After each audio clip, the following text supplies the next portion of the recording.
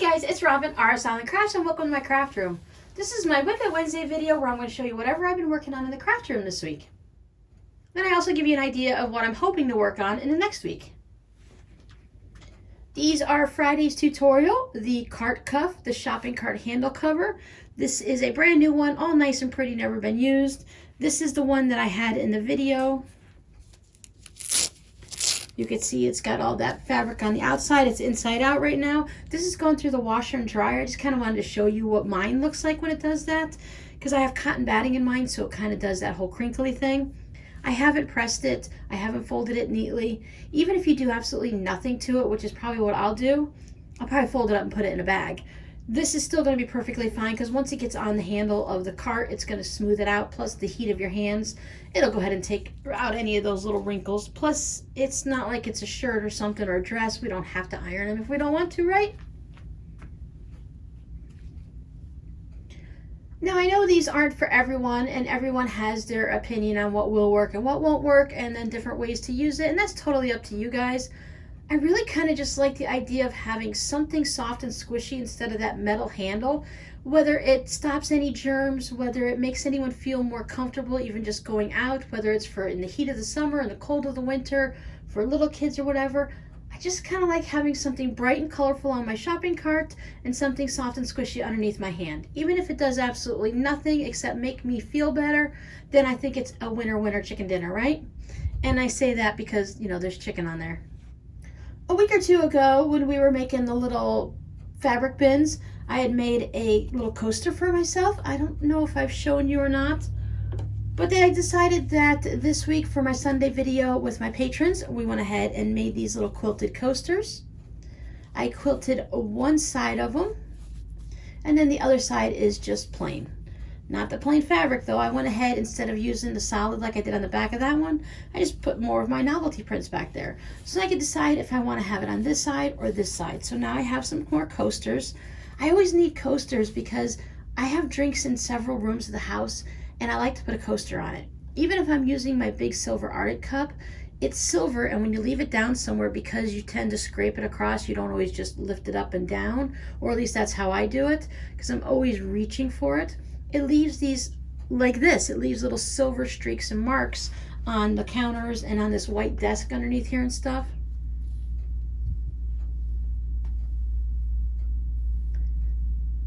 Now I've already cleaned it, but you can see where it's kind of worn down some of the paint and it's just left some of that silver behind. So I like to have a coaster even for that. I don't need it for condensation or anything like that, just for that. So then, like I said, I keep them in all the rooms, so if I have an actual glass of water with ice in it that's going to sweat, or if I want a soda, or if I have some Gatorade or some juice or whatever, even for my coffee or tea, I like to have a different coaster for each type of drink. It's strange, but it's nice to just change it up, to know that this is my smoothie coaster, and this is my coffee coaster, this is my tea coaster. So yeah, so I made these with my patrons on Sunday. I added the backs to my fabric postcards that were already done, so that was a quick and easy project. I just had to stitch around them and then go ahead and sign them and stuff. And I've decided that I'm just going to list these in the shop like I do my dishcloths. It's going to be a salvage postcard. If you see one when I show you on WiP It Wednesday that it's one that you specifically want, like if you're a pizza lover, so you want to have this pizza one, if it's easy for me to decide, if you say the pizza one, if the pizza in the center, I'll know. Otherwise, take a screenshot and send it to me, and I'll make sure you get that one. Otherwise, anyone who orders them, they're just going to get a random one, because most of the time, it really is pretty random. I don't always have large pieces of salvage for in the center like that. So that's all that I worked on. I did have, let's see, I was counting it up. I believe I had 6 videos last week. And one of them was a live stream. So 5 videos on a live stream or 4 videos on a live stream. I was really busy last week. I had a lot going on, and I spent a lot of my time just doing the video type stuff, making the things like the quilt blocks and stuff like that. And then of course doing the video and editing and uploading and all that. So that's all I got done in the craft room. But I did finally receive, I have a couple of missing fabric postcards from a swap I did. So I received one of my Easter ones. Now this is, like I told you guys, you just put some regular fabric down, and then she just put some little different bunnies and eggs, and then just stitch them down with a sewing machine like an applique. And then she did, I love this. I keep thinking about doing it for mine, but I like that you put a little bit of a stamp back there. This is zigzag down and it's only on the back. None of the zigzag goes through to the front, of course. So you have to think about that before you put them together. So she put a little stamp there. And then the nice green. I can never ever get my satin stitch to look that nice, which is why I don't use it. Plus it uses a lot of thread. But yeah, mine never look that nice, especially going around corners. I even plan on saving the envelope. It's a paper envelope, but it is so much fun. All the stamps from Russia. And then it's got the wax seal. Can you see that it says good luck and it has some 4-leaf clovers and stuff? Then it just has some music notes and some more flowers and everything. I was very careful when I opened it that I would only slip very little bit on the top. Because like I said, I wanted to just save it. I thought that was really kind of cool, the different stamps and stuff like that. I'll just go ahead and keep it with this postcard. So when I put it in my, I haven't decided my little container yet, but when I put it in the container that I'll eventually have, I'll have the envelope to go with it. So that's really sweet. Now before I show you the next item, I want to show you the card that came with it. Now that's a fun postcard and a fun quilt. Let me just show you. And there you go. I believe that's from Denmark. But what came with that is an amazing little wall hanging from me. Now this person made it and they asked, can I please make you one of these wall hangings? And I'm like, sure, that would be amazing. Thank you so much. That is so generous. You are an awesome person, right? You know, all those things you say. But she asked, you know, would you like to quilt it yourself? Or would you like me to go ahead and quilt it and finish for you? I'm like, no, you can just send the top, please. I want to do some quilting on it myself. I have a few ideas. So this is what it is. Here's the back. Can you guess it all by the little feetsies? This is really beautiful. This is really beautiful.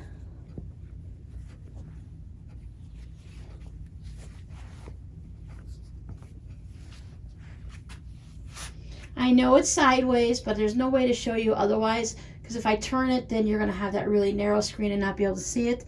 But here is some snowballs all around a little fire pit there. And then you got the two Gnomes guys with the big long hats on it. And then you have the tree. And look how it's all very subtle. It's a very nice winter scene. It's not a bright sky. There's little snowflakes all around it. They're standing on their own little patches of snow on top of being on a bed of snow. So isn't that really pretty? And it goes all the way up to the top of the tree. I want to say it would be really fun to put a big yellow star up there, but then I wonder if that yellow would draw away from everything else. Because it's like, why put a star up there unless it's bright yellow? But then bright yellow might detract from all of this, right? But isn't it just stunning? And check this out. Check out the buttonhole stitch. I don't buttonhole enough to get mine to look that nice. I do a lot of raw edge applique, or I use a fancy stitch. I like the fancy stitch because it covers it up so that none of the raw edges stick out. Because my buttonhole stitch never looks anything like that. I mean, look at the nose. To go around a curve like that and to get it so nice. Didn't she do an amazing job? I already have a few ideas for quilting it. I was going to hand quilt it, but I think I'm going to put some hand quilting in the background here and then do machine quilting on the applique. Since it's a fusible applique, it'd be a little bit tough to go ahead and hand stitch through, but that also means that it'll just make the project go that much faster. And I can add some hand quilting down here and down on the regular background of the snow, and then just stick to the machine quilting everywhere else. And then I can go ahead and hang it up on my wall.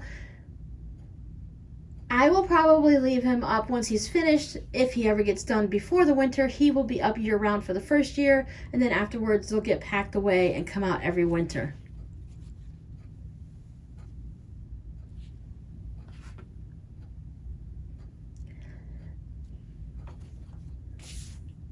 That's all I got for you guys today. Nothing exciting happened. I did manage to get out on Sunday to get a haircut.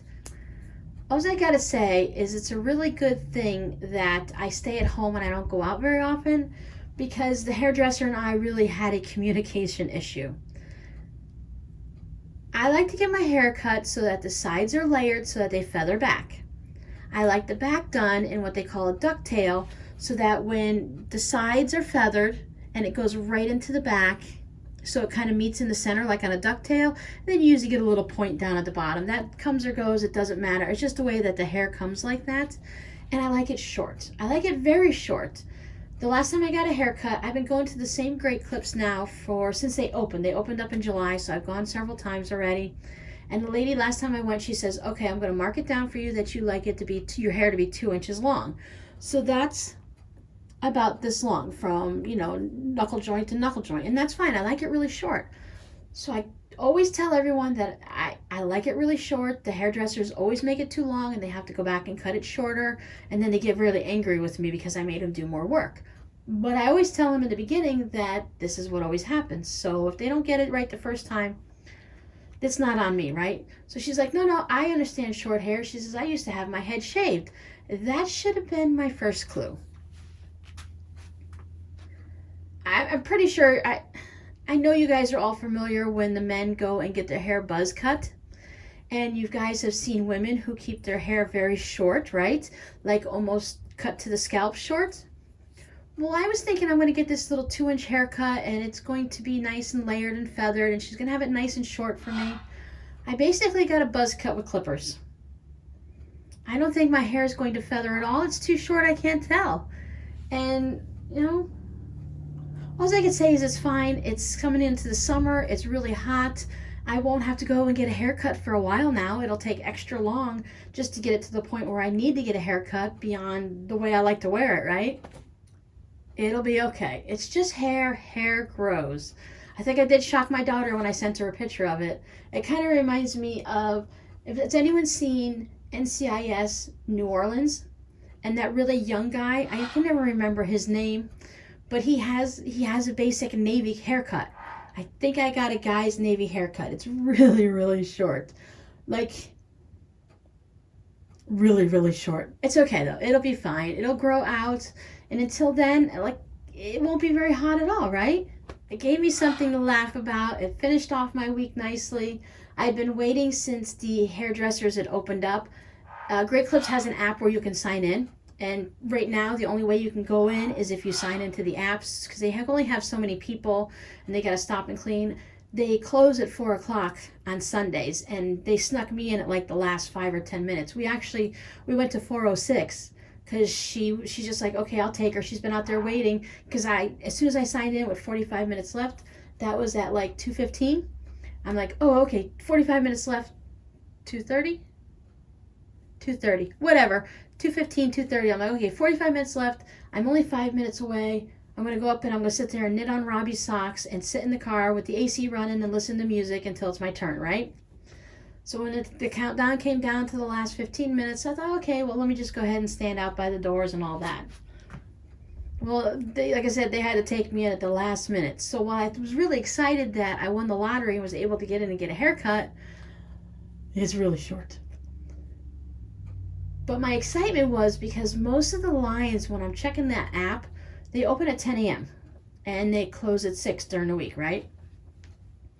And as of like 10:02 is already a 2-hour wait. So many people sign in, which you're really not waiting there for their full 3 hours that's listed on the app. They go ahead and call you and they tell you, your turn's coming up in about 20-25 minutes. Come on and head up to the store. I was just going to go ahead and head up there so in case anyone got done early and missed their appointment or something, I could sneak in. That never happened. But it's okay. So now I got my hair cut and I'm good to go. Oh, one more thing I worked on. I made a little video. There's no talking or anything. It's just going to be a quick little video. From what you guys can't see is over here, you'll see it in the video, is I have a little small bookcase. And it was full of stuff. I was putting quilts in front of it during my videos so you guys didn't have to look at the mess back there. But now I wanted to get some type of a shipping station. I was thinking, well, maybe I'll just get a table and put it in the extra bedroom and do all that. But then I thought, oh, I noticed that I had this bookcase here. And it's just full of different bins like those little plastic bins that I store things in. I'm pointing to it like you could see it, right? I guess I could bring you up and show it to you. Hold on. Okay, so I had a whole bunch of these little bins here on it, and they were just full of like scraps and random stuff, and I had them on all these different shelves.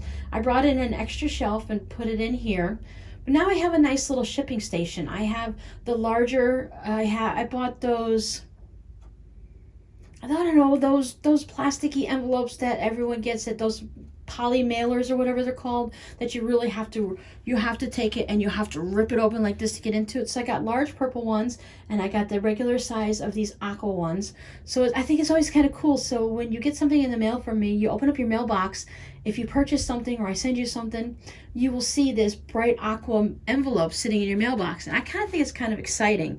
It's okay to get a white one in your mailbox, but when you get one that's nice and colorful like this, that's even better.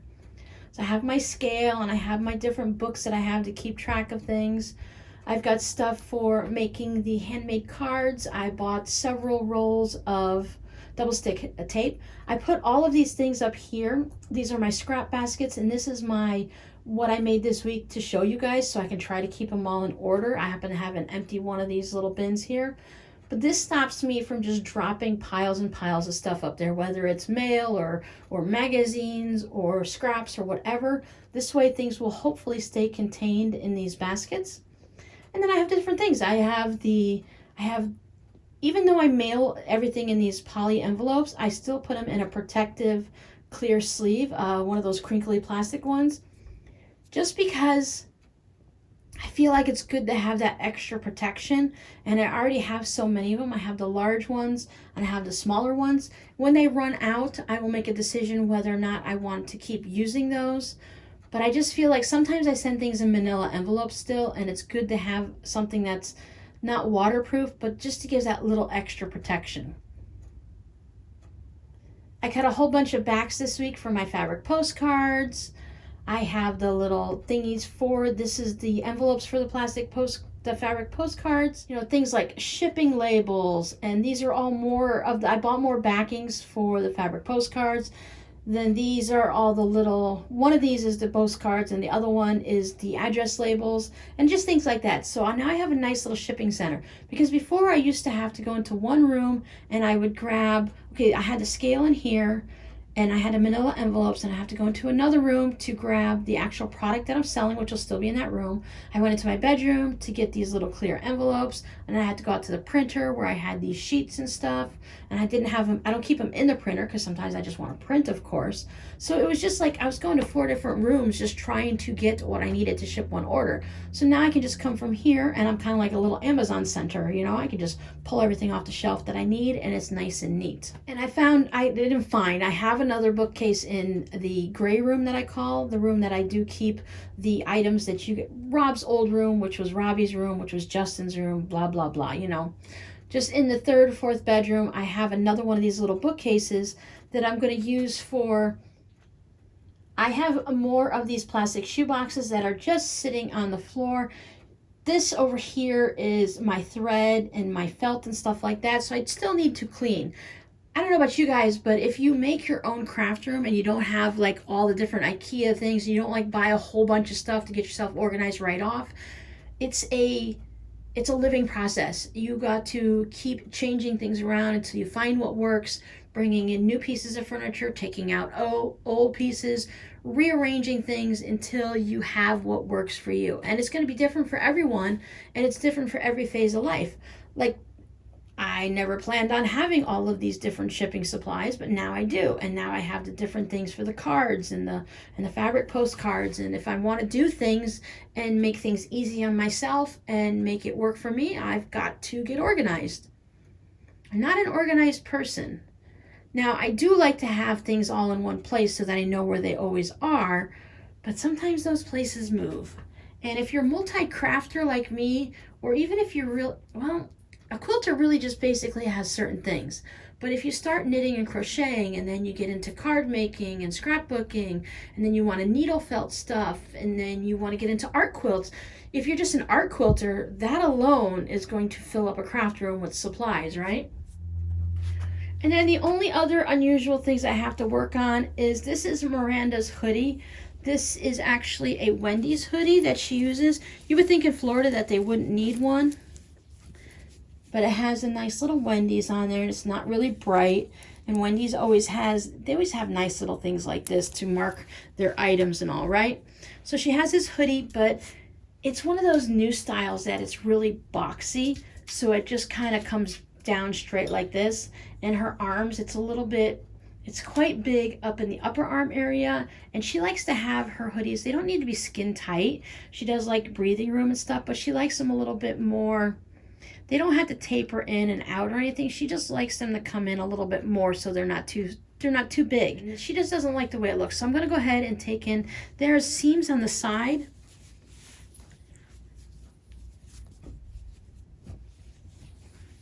And they just serge the large seam all the way up. So I'm hoping I can just go ahead and just taper this in just a little bit so that it comes up. I'm thinking I'm just going to not even taper it. I think I'm just going to take about a 1/2 inch in on either side and see what that looks like. And while I'm doing it, if I'm able to take in that little bit extra and come up and just make it be okay in the armpit, and then I'll taper down. The arm is what I wanted to taper down. Just take a little bit off here and just let it taper down, because she has plenty of room. I mean, the sleeves are very, very wide, so she has plenty of room to do that on. So we're going to go ahead and do that and test it out. And worst comes to worst, I can always unpick it from the right side, because there's no way you're going to easily unpick anything from this side. But it's the regular old sweatshirt material on this side, so I could easily unpick things from here. So I'm going to give that a try this week. I haven't done it yet because I got all excited. I was going to do it Sunday. And then I got in line at the haircutting place, and that just threw everything off. And that just walk until after 4 o'clock. And by the time you get home, you take care of the animals and dinner and all that. Yeah, so whatever. So I didn't get to that. And then this marks the other thing she wants. She purchased these sheets. She bought a whole set for her bed. Now I believe this is the top sheet, and it's a t-shirt material, so she really likes it. It's a nice stretchy t-shirt material, but she loves red, so this is like a mottled red, but she wants a bolster pillow. I made her one before out of some monkey fabric that she loved, but I only made it, maybe it was 18 inches long. It was just based on, it was one of those fleecy blankets you can get from Walmart, so I just based it on the material I had and what I can do with it. But she has, I believe she has, I want to say she might have a double or a queen size bed, whichever one it is. But she wants a pillow that goes all the way across the foot of her bed, because she has a TV on the other side of her room. So she enjoys laying on her stomach and propping up on the bolster pillow and watching TV that way. And sometimes she just likes to lay on her bed, or she'll put it up at the head of the bed and put it behind her neck or something and read a book or whatever. But she really likes those round bolster pillows. So I've been hired, Mama's been hired to make her one out of this material, because she just happens to have that extra sheet. So there's no sense, letting it go to waste. Although, technically, if you want to make your own t-shirts, and you'd have to look at a cost analysis, but if you can get a t-shirt sheet, you can go ahead. You know how many t-shirts you can get out of these for your kids? That's got to be a little bit more cost effective if you're making them versus just purchasing them. Because I know you can go to Michael's and get t-shirts really cheap. You can pick them up at Joann's and Walmart's, are $5 and less. But if you wanted to make something specific and put an applique on it or whatever, or do some type of one where you sew all different stripes of fabric together, you know how you can always, there's something, right? If you happen to buy a set, and my kids used a fitted sheet, they never use a top sheet. They just like to put a quilt on it because they don't like the way it gets tangled up and stuff when they're sleeping. So that's a good way to use it if you already own it. So that's what Mama's going to do, and I'm sure there's going to be leftovers, so maybe I'll make some type of a regular throw pillow or something else to go with it. I can always do the ticker tape and put a whole bunch of different black fabrics on it, because that's what her room is basically red and black with her quilt and stuff like that. So that is on my list. I had her, she was just at Target and wasn't going to go in another store. I had her look for some really cheap pillows, bed pillows, so that I can use those for the stuffing on this instead of buying the polyfill, because lately around here it's been cheaper to purchase a pillow and use what's inside than to purchase the polyfill, the fiber fill. I think poly pills, all those little beads, I'm not putting those in there. So we're going to use brand new pillows to go ahead and stuff it, but I have in the past used old pillows that have been washed and cleaned to make them some throw pillows. Now, of course, I would only use clean stuff if I was selling it, but if I'm making it for my house and my kids, why not use what you already have in the house instead of throwing it out to the junkyard, right? Okay, I think I babbled on everything, and that is about it for me. I didn't work on a lot, but a bunch of videos. I don't know what I'm going to work on next week, but I do have a list of things that I need to get done. So we'll see next Wednesday what I actually accomplished. I hope you guys find some time to work in your craft room, whether it's cleaning or crafting. And I'll see you guys next week. Bye.